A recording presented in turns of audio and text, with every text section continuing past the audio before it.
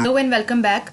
So today the topic of our video is test administration. In the last video we have discussed objective type test and essay test. Now we are discussing that what is test administration. हम test को किस तरह से administer करते हैं, test किस तरह से लेते हैं और टेस्ट बनाते किस तरह से हैं. ये सारी चीज़ें टेस्ट बनाने से लेके टेस्ट की इवैल्यूएशन तक टेस्ट एडमिनिस्ट्रेशन में आती है. इसमें हमारे पास 4 मेन पार्ट्स होते हैं. एक स्टेटमेंट ऑफ गोल्स, एक content outline, table of specifications और आइटम एनालिसिस. इनके ही आगे सब कैटेगरीज हैं जिसमें हम लोग स्टार्ट करते हैं टेस्ट एडमिनिस्ट्रेशन से कि सबसे पहले हम करते हैं आइटम्स की कंस्ट्रक्शन. जब हम उनको बना लेते हैं तो हम कंपोजिशन करते हैं उनकी. उसके बाद एक आंसर शीट बनाते हैं, लाइक क्वेश्चंस बनाते हैं. सारे क्वेश्चंस बनाने के बाद उनकी आंसर की के बाद सारी उसकी रिवीजन. तो ये पार्ट्स होते हैं, ये स्टेप्स होते हैं टेस्ट एडमिनिस्ट्रेशन के. So let's start the video. Test construction should intend to answer. क्या क्या चीज़ें हैं जो टेस्ट कंस्ट्रक्शन में होनी चाहिए. What kind of test is to be made, किस तरह का टेस्ट बनना चाहिए. What is the precise purpose, हमारा पर्पस क्या है टेस्ट बनाने का. क्या क्या एबिलिटीज़ हैं स्टूडेंट्स की जो हम टेस्ट करेंगे इससे. और टेस्ट कितना एक्यूरेट और कितना डिटेल्ड होना चाहिए. और फिर जो what constraints are set by unavailability of expertise, facilities, time of construction, administration and scoring. और टेस्ट कौन लेगा और टेस्ट का क्या स्कोप होगा, ये सारी चीज़ें पता होनी चाहिए टेस्ट कंस्ट्रक्शन के दौरान. अब प्रिंसिपल्स हैं. सबसे पहला प्रिंसिपल है मेजर्स और इंस्ट्रक्शनल ऑब्जेक्टिव्स. हमें पता होना चाहिए कि हमारे ऑब्जेक्टिव्स हैं क्या इंस्ट्रक्शनल, ताकि हम स्टूडेंट से कम्युनिकेट कर सकें, उनको इम्पार्ट कर सकें कि आपके ये ऑब्जेक्टिव्स हैं. Designed as an operational control to guide the learning sequence and experiences. हमारा कंट्रोल होना चाहिए कि हम लर्निंग सीक्वेंस और एक्सपीरियंस का ख्याल रख सकें. Harmonious to the teachers instructional objective. लेकिन जो और टेस्ट वैसा ही होना चाहिए जिस तरह टीचर ने स्टूडेंट्स को इंस्ट्रक्शंस दी हैं. Cover all the learning tasks. जितना पढ़ाया गया वो सारा उसमें कंप्लीट हो. और अप्रोप्रिएट टेस्टिंग स्ट्रैटेजीज और आइटम्स. और आइटम्स और स्ट्रैटेजीज जो हैं वो हमारे पास अप्रोप्रिएट हो और वैलिड हो, जो कि लर्निंग की डोमेन से ही उनका ताल्लुक वास्ता हो. Make test valid and reliable. अब ये तो हर टेस्ट की खसूसियत होती है, बेशक वो जो सा मर्जी टेस्ट हो, कि टेस्ट वैलिड होना चाहिए और रिलायबल होना चाहिए और ऐसा हो जो कि ऑब्जेक्टिव्स पे पूरा उतरे. टेस्ट ऐसा रिलायबल हो कि सारे स्टूडेंट्स जो हैं वो फेयर वे में उसको कंप्लीट कर लें. कोई एम्बिग्विटी नहीं होनी चाहिए उसमें. टेस्ट कंसिस्टेंट होना चाहिए और उसके स्कोर्स भी ज़ाहिर बात है फिर एक्यूरेट आने चाहिए. अगर टेस्ट रिलायबल होगा तो रिजल्ट्स भी, इवैल्यूएशन भी उसकी एक्यूरेट होगी. Use test to improve learning. जाहिर है जितनी अच्छी वैल्यूएशन होगी उतना ही पता लगेगा कि लर्निंग हमारी इंप्रूव हुई है या हमें कुछ नहीं आ रहा. Test are not only an assessment but also it is a learning experience. Test देने के लिए या टेस्ट बनाने के लिए दोनों चीज़ों में नॉलेज होना ज़रूरी है, तो इससे हमारा लर्निंग एक्सपीरियंस बढ़ता है. Going over the test items में help teacher to reteach missed items. कि जो चीज़ें पढ़ाने के दौरान या इंस्ट्रक्शंस बनाते हुए रह जाती हैं, टेस्ट बनाते हुए टीचर्स को भी वो चीज़ें रिकैप्चुलेट हो जाती हैं और स्टूडेंट्स को भी. Discussion and clarification over the right choice gives further learning. Simple सी बात है. And further guidance and modification in teaching measures enabled through the revision of the test. कि अगर हम टेस्ट की रिवीजन करें तो उससे और ज़्यादा गाइडेंस और ज़्यादा जो है वो हमें मॉडिफिकेशंस मिलती हैं. Norm referenced and criterion referenced test. अब ये दो अलग अलग चीज़ें हैं.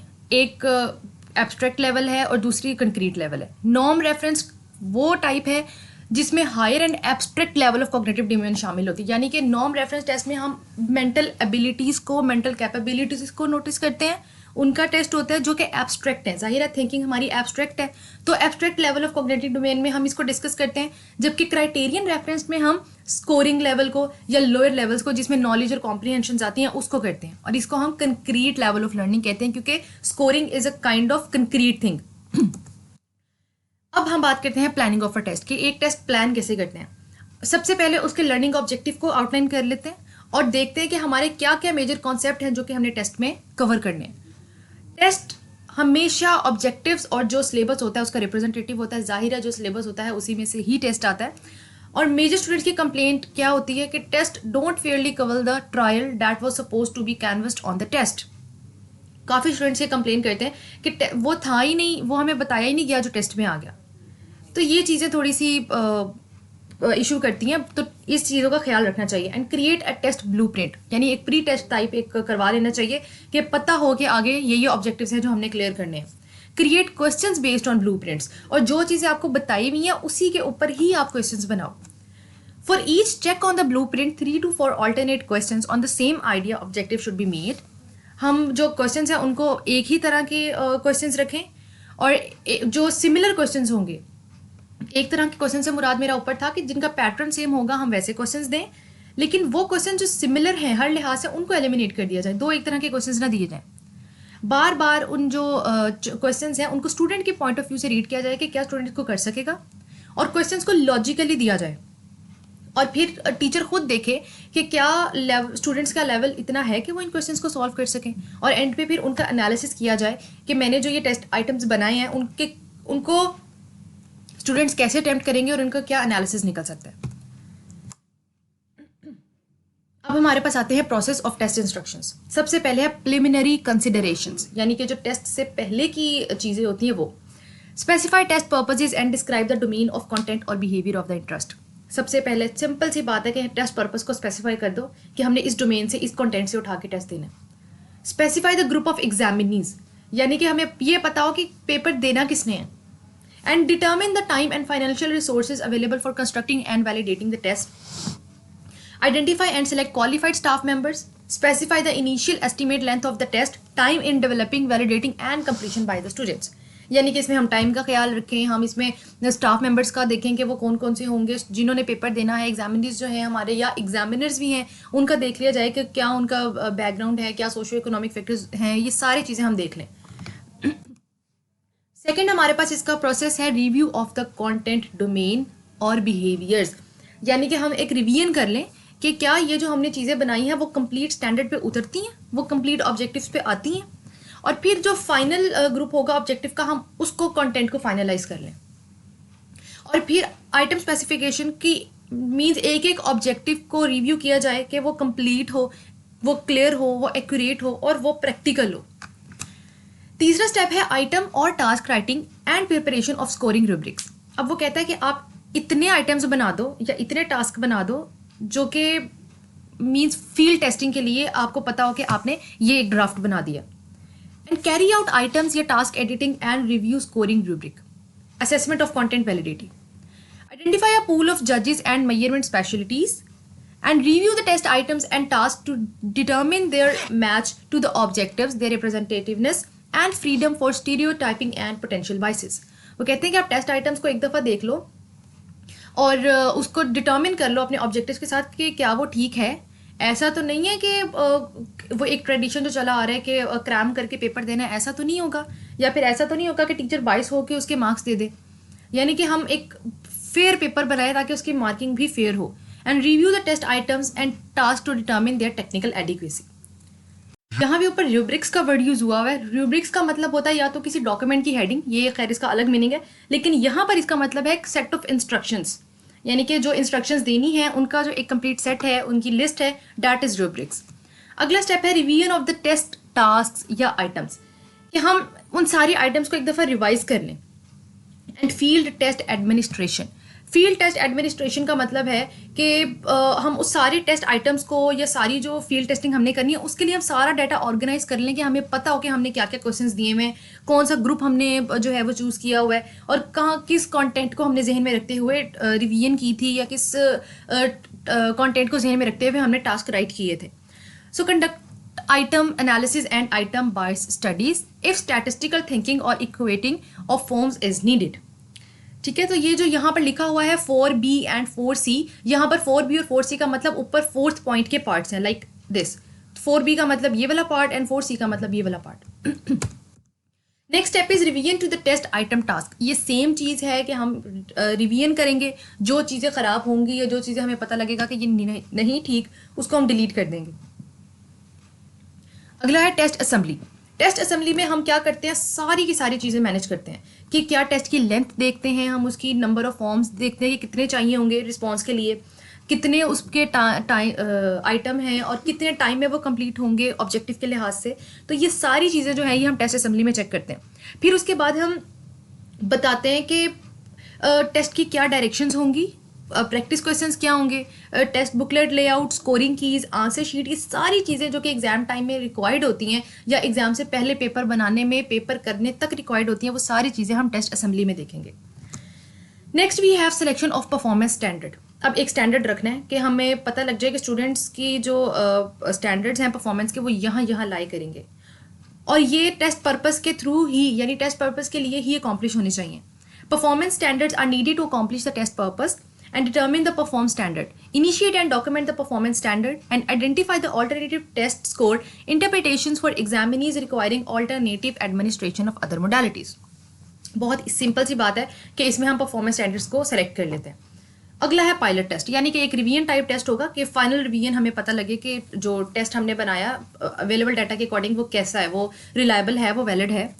तो हम क्या करेंगे कि design the test administration to collect score, reliability and validity information, administer test form to appropriately chosen groups of examinees, and identify and evaluate alternative administrations and modifications to meet individual specific needs that may affect validity and reliability of the test or its form. इसमें simple सी यही बात है कि हम test items की या scores की reliability और वैलिडिटी चेक करने के लिए दोबारा एक टेस्ट रखते हैं, वो हम कहते हैं pilot test. Next we have preparations of manuals. सीधी सी बात है नोट्स की तैयारी कि जो टेस्ट एडमिनिस्ट्रेटर्स मैनुअल्स हैं उनको प्रिपेयर करना, and additional technical data collection, conduct reliability and validity investigations on continuing basis. So these were very simple things. Next we have item analysis. इतना हमने कर लिया कि टेस्ट इंस्ट्रक्शंस क्या होती हैं। अब आइटम एनालिसिस में हम आ गए। पहला स्टेप हमने टेस्ट एडमिनिस्ट्रेशन का करना था, वो हमारा कंप्लीट हो गया। उसमें हमने टेस्ट प्लान करना, ये सारी चीज़ें देख ली हैं। अब आइटम एनालिसिस। आइटम एनालिसिस का क्या मतलब है कि हम आइटम को उसको इतना हम देखेंगे कि क्या वो वैलिड है, वो रिलायबल है, उसकी कंपैटिबिलिटी इतनी है कि वो प्रैक्टिकल वे में यूज़ हो सके। तो ये दो तरह की चीज़ें होती हैं, एक तो क्वालिटेटिव, एक क्वांटिटेटिव। अब ये जो आइटम एनालिसिस है ना, इसकी डेफिनेशन है शॉर्टनिंग और lengthening and existing test items is done through item analysis. कि हम देखते हैं कि टेस्ट शॉर्ट है, लॉन्ग है, क्वेश्चंस की लेंथ कितनी है, जो क्वेश्चंस हैं, स्टेटमेंट्स हैं, वो ज़्यादा लेंथी तो नहीं है, ज़्यादा शॉर्ट तो नहीं है। तो ये चीज़ें हम आइटम एनालिसिस में देखते हैं। क्वालिटेटिव एनालिसिस होती है कि हम क्वेश्चन की क्वालिटी देखें, एब्स्ट्रैक्ट चीज़ें देखें, लेकिन क्वांटिटेटिव में हम उसकी न्यूमेरिकल वैल्यूज़ या नंबर्स देखते हैं कि वो क्वांटिटी में कैसा है। Qualitative item analysis. Content validity, वही बात कि कितना वैलिड है, कितना रिलायबल है, कितना कंपैटिबल है, ये चीज़ें हम देखेंगे क्वालिटेटिव में। और उसमें हम देखेंगे कि कंटेंट कैसा है, उसकी क्या, हमने किस तरह की उसमें आइटम्स जो हैं ऐड किए हैं, और एक्सपर्ट ओपिनियन भी लेंगे हम उसमें। And this will create effective formulation, यानी कि जो भी टेस्ट बनेगा वो बहुत इफेक्टिव होगा क्वालिटेटिव में।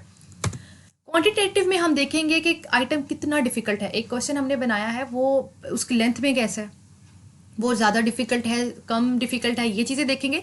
एंड आइटम डिस्क्रिमिनेशन, यानी आपस में आइटम्स की डिफ्रेंशिएट भी करेंगे कि ये हमने ज़्यादा मुश्किल दिए हैं, ये कम आसान है, ये इस तरह की चीज़ें जो हैं ये क्वांटिटेटिव में हम डिस्कस करेंगे।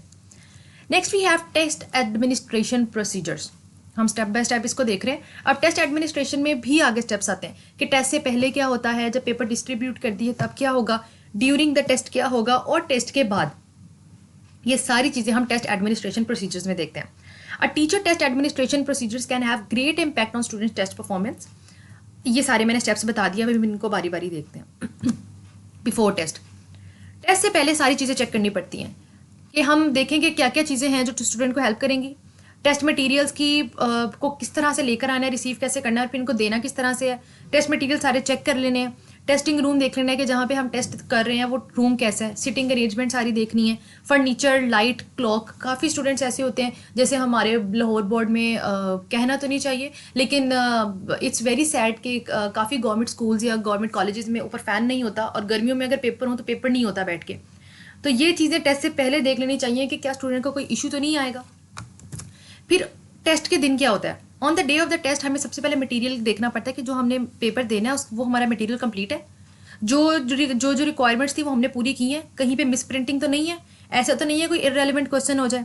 फिर हमने देखना है कि टेस्ट मटेरियल हमने डिस्ट्रीब्यूट किस तरह करना है, क्या सिक्योरिटी है, यानी कि कोई बच्चा चीटिंग ना करे, इम्पर्सनेशन हो, and conduct and prohibited materials. और जो यानी कि देख लें हम कि कौन कौन सी चीज़ें अलाउड हैं, कौन सी नहीं अलाउड, वो पहले ही मतलब on the day of test हम ये चीज़ें ध्यान में रखें। अब ड्यूरिंग द टेस्ट जो गैर ज़रूरी चीज़ें सबसे पहले उनको निकाल दें, और स्टूडेंट्स की जो सीट्स हैं उनको प्रॉपर डिस्टेंस के साथ बिठाया जाए, और फिर पूरे रूम में चक्कर लगाया जाए, लाइक ऑब्जर्व स्टूडेंट्स, फिर देखा जाए, टीचर राउंड लेता रहे कि बच्चे ठीक तरह से पेपर कर रहे हैं, और फिर स्टूडेंट्स को मना करें कि एक दूसरे से चीज़ें ना लें, prohibit the borrowing of materials. अब टेस्ट के बाद क्या करना है, टेस्ट हो गया, अब हमने लेना है टेस्ट मटेरियल वापस। डिसमिसिंग एग्जामिनीज हम स्टूडेंट्स को वापस बाहर भेजेंगे एंड रिटर्निंग मटेरियल, और उनको उनकी चीज़ें वापस कर देंगे। तो ये थी हमारे पास test instructions. Next we have assessment techniques in affective and psychomotor domains, and we will discuss it in the next video.